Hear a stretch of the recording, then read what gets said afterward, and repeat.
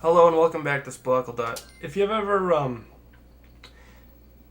excuse me, burps every episode, had a problem with overeating and you've ever wondered why you couldn't keep yourself from nomming and chewing and just shoving things in your mouth all the time, let me tell you what.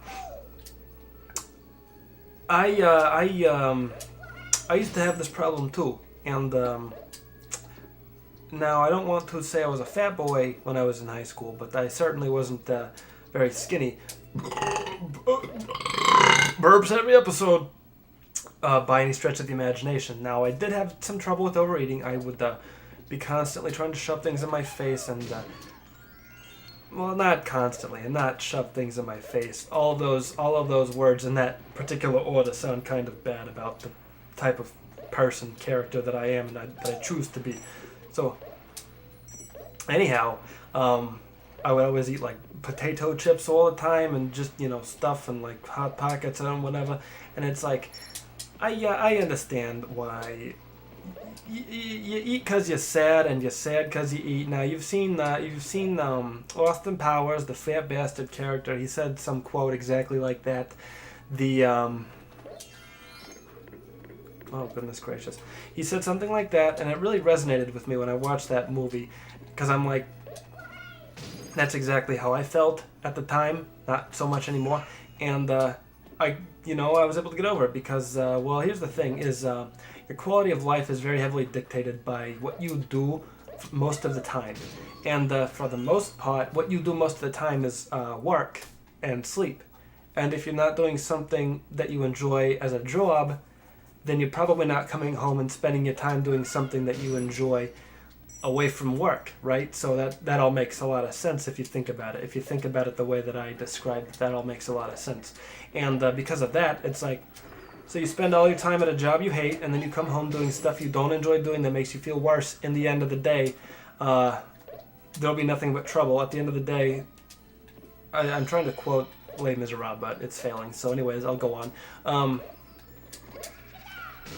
You just sad all the time, and that's exactly how I was. I was just sad all the time because I hated my job. I hated coming home. I hated doing nothing all day and just waiting to go back to work.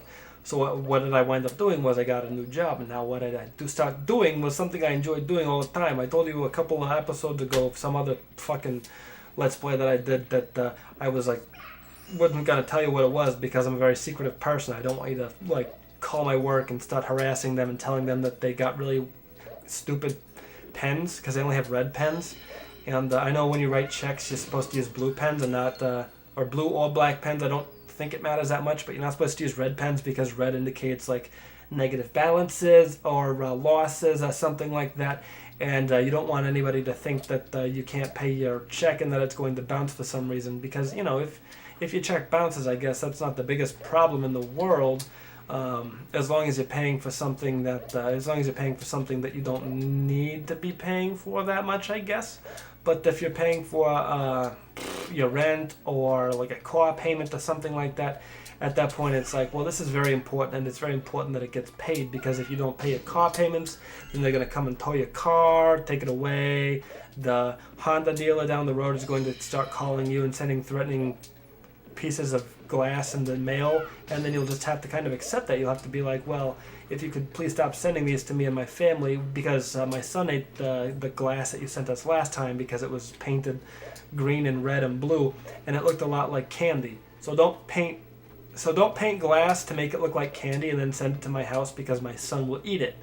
And if that's ever happened to you, then pal, you're in luck, because you just got to listen to my words and do what I'm telling you. You got to make a change, and find something that you enjoy doing better than what you're doing now. Now, if what you're doing now is something that you enjoy doing, but you would rather be doing something a little less reasonable, like if maybe you say you want to be an author or something like that, then you have to just kind of, I guess you just kind of have to live with that, because, I mean, what else can I tell you to do? You got to start writing. If you want to be an author, you have to start writing a book. And that's the thing that a lot of people don't understand, is that if they don't start making a change to accomplish the goals that they want to accomplish, and that they're never going to. And that's kind of easy enough, in my opinion, to understand, but nobody seems to get that. Like, if you want to be an author, you have to start just sitting down and writing a book. That's really all there is to it. I would never I would never claim that I wanted to be like a NASCAR driver, but not own a NASCAR or nothing like that. Actually, now that I mention it, how do people get into NASCAR? Are they just like really good on like smaller circuits, the Indy 500 or something like that? And at that point, talent scouts are like, hey, you're very good at driving in circles. Would you like to come drive for us? And then they'd be like yes or no, depending on the preference, if they wanted to stay small time or get real big like Danica Patrick or Jeff Gordon. And at that point, it's like,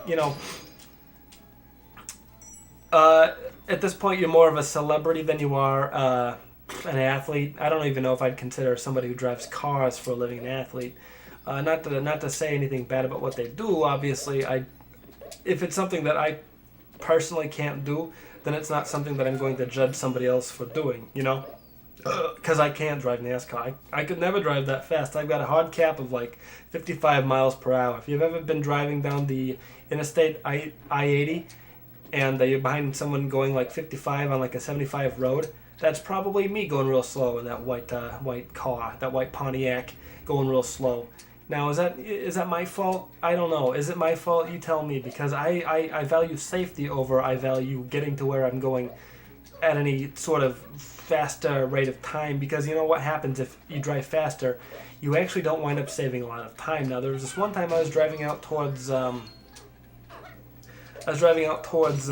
grocery store around here, and there's a very long road that leads to the grocery store, and it's on the other side of a highway, and there's a traffic light there. So on the other side of this traffic light, you have to wait for it to turn, and it's like crossing a main road, so it's almost always red unless there's cars waiting there, and that's just, that's how traffic lights work, is they allow the busier street more time to pass because there are obviously more cars coming from that direction.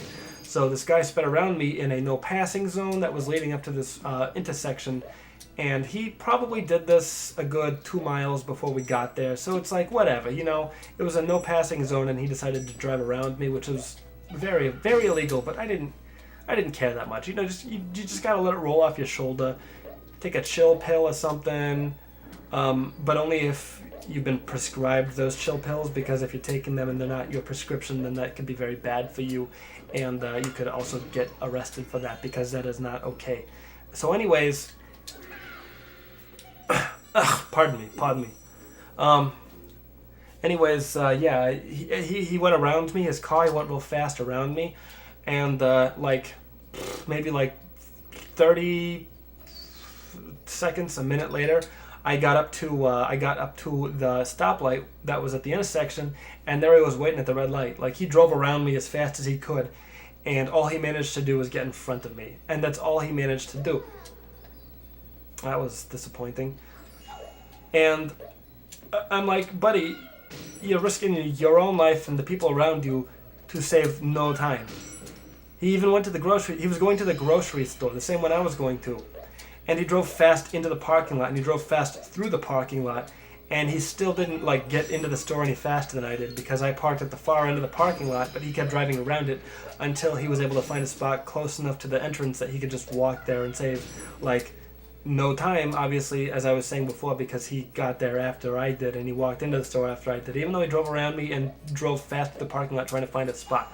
Now, one time I went to the Mall of America. If you've ever been there, it's in St. Paul, Minnesota. It's a good place. There's a lot of stuff there. If you like GameStop, they have 2 of them in the mall, which is ridiculous. But they also have a Legoland, and that's a good place to go visit if you got kids or if you're just a curious adult like I am.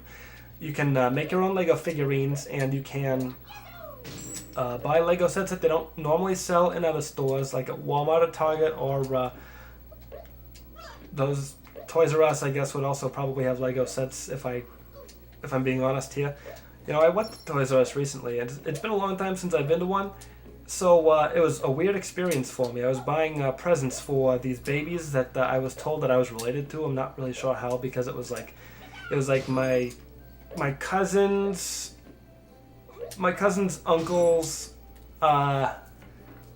friend or something like that, who had just recently had kids, and then they're like, would you like to buy us these gifts? I'm like, no, I've never met you, and I have no connection to you or the people that you love, so I would not be doing something like that. That's a lot of money to spend on something. If you know anything about those little play pikes, little houses or whatever that I had when I was a kid, or those little like yellow and red cars that you can get that they still make for some reason. Those are actually very expensive. And even though they last for a while, like how long is your kid going to be playing with them? Like 5, 6 years tops? I don't know. If your kid's super interested in driving, he might play with the car for longer. But besides that, I don't really see that being the case. You know, it's just kind of, it seems kind of like a waste of time for me to buy something for children that, first of all, I'm never going to meet. Second of all, I haven't met yet. And third of all, I don't even know what they look like. Like, how old are they? Like, they're 2 already? Okay. If they're 2 years old and I don't even know who they are, then I honestly can't fathom why you would possibly think it would be a good idea for me to buy them gifts. That's just ridiculous. You know, it's fine. I understand it. You know, you're poor. You have these like children that pardon me, that you want to give the best quality of life possible to, and you know they're your kids, so you only want the best for them. But not everybody else. I'm not gonna say that I don't want the best for these children, but I don't care about them. And that might sound rude. You might be like, well, how can you not care about children? And I'll tell you very easily how I can not care about children is because I will just turn my back and I will start listening to Nickelback, my favorite band. And at that point, it's like, you really want to listen to Nickelback over spending time with these children? I'm like, yes, I do want to do that because I don't care about these children. That's something I said like 5 minutes ago, and apparently you weren't listening, so I'm not going to reiterate my point. Now, anyways, if you've ever broken a bone, now, this is fun. If you've ever broken a bone, you'll know that there's like a very long, rigorous process to healing them. What the hell?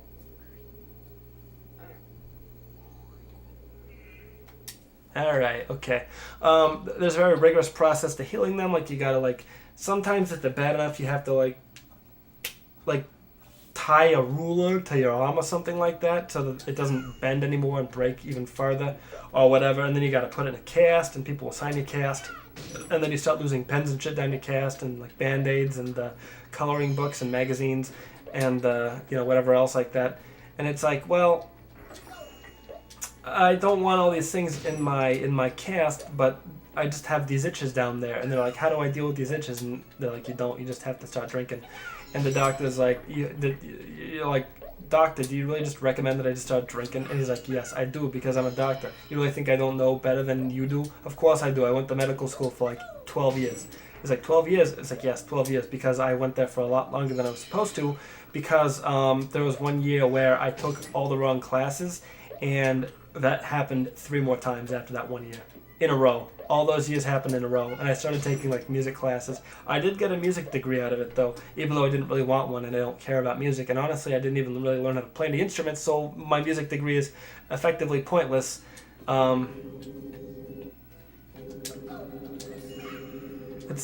It's effectively worthless because honestly, I don't know anything about playing music. I don't want to join a band. I don't want to join like a philharmonic or nothing like that.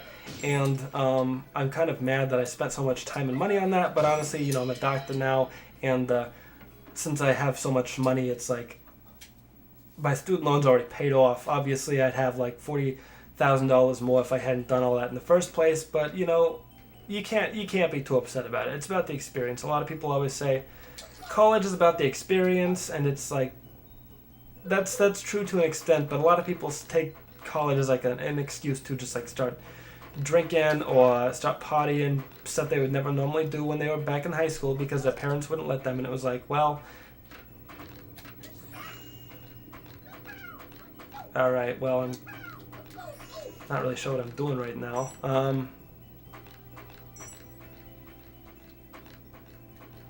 So, fella, buddy, hey, buddy, pal, buddy, hey, listen, fella, guy, friend, boyo. There we go. That's okay. All right. So that was an experience for the ages. Thank you for bearing with me through that. I apologize for whatever it was you just saw. So, anyways, thank you for watching. Goodbye, SparkleDart.